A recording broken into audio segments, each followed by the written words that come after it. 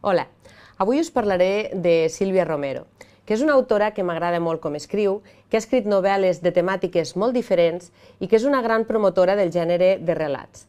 Avui us parlaré del seu últim llibre, amb el que ha guanyat el 14è Premi de Narrativa Vila de l'Ametlla de Mar, i que és justament de relats. Ha triat com a fil conductor d'aquests 13 relats la mort. No la mort com a referència a novel·la negra, sinó la mort en majúscules.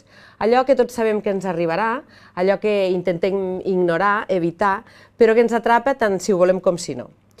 Un llibre de relats ja és normalment de lectura àgil i en aquest cas encara més perquè els contes són molt breus, menys l'últim, que és una mica més llarg, i l'autora té molta mà a l'hora de construir els personatges, que ens els fa veure amb tot detall.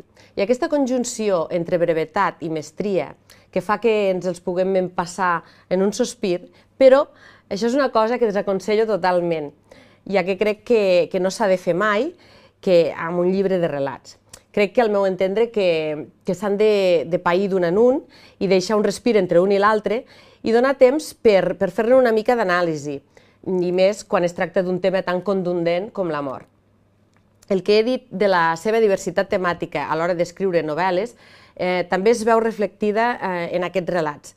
La Sílvia Romero s'ha enfrontat a la mort d'una manera evitant els tòpics depressius i tristos i ens els presenta amb uns relats irònics, sàdics, algun amb una bona càrrega d'humor negre, algun de gènere fantàstic també.